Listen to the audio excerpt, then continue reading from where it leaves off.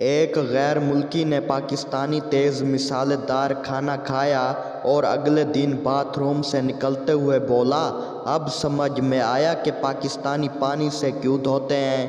اگر آج ٹشو سے صاف کرتا تو ماں قسم آگ ہی لگ جاتا۔ ایک پاکستانی انجینئر رکشے والے سے بولا، بھائی کیا آپ فارغ ہیں؟ رکشے والا بولا، جی جناب میں بالکل فری ہوں۔ انجینئر بولا، تو چلو پھر موبائل پر لوڈو کھیلتے ہیں، میں بھی فارغ ہوں۔ ایک بار ایک شرابی نے رات کے 12 بجے شراب کی دکان کے مالک کو فون کیا اور کہا کہ تمہاری دکان کب کھلے گی؟ دکاندار بولا، صبح 8 بجے۔ پھر کچھ دیر بعد شرابی نے دوبارہ دکاندار کو فون کیا، تمہاری دکان کب کھلے گی؟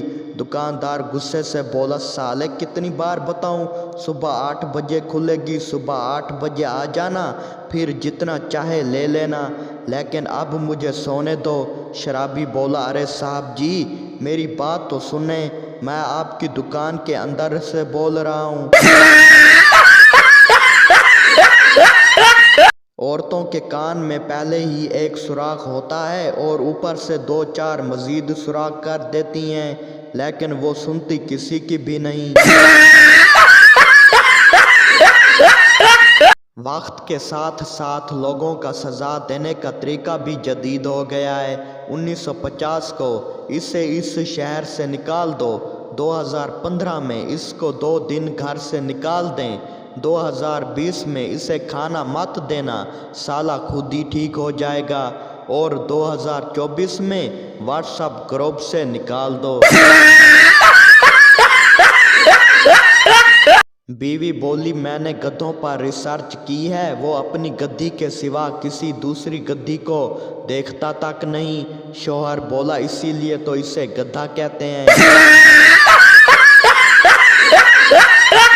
دوستوں، کیا آپ لوگوں کو پتہ ہے کہ چین کرکٹ کیوں نہیں کھیلتا؟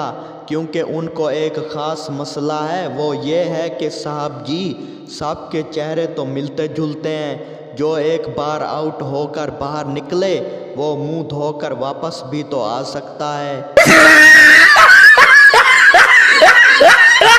ایک لڑکی چپل کی دکان پر گئی اور بولی، بھائی پلیز مجھے چپل دکھائیں۔ دکاندار بولا، میڈم آپ کو کتنے نمبر کی چپل چاہیے؟ لڑکی بولی، 38 نمبر کا آتا ہے مجھے۔ دکاندار حیرت سے بولا، میڈم ذرا دھیان سے سوچو، آج آپ گھر سے کیا سوچ کر خریدنے نکلی تھیں؟ لڑکی شرما کر بولی، سوری بھیا۔